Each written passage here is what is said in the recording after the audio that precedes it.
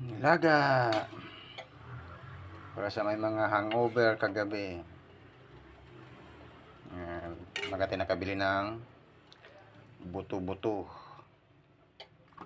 with dalawang tinang pitsay. Sabaw lang masarap ito mga boss, para pangtanggal sa may hangover. Tapos budburan ng konting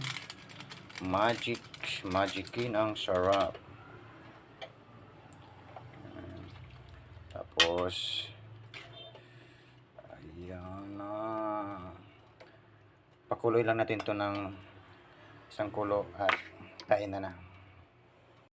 Tamang tama, paluto na rin ang ating sinaing.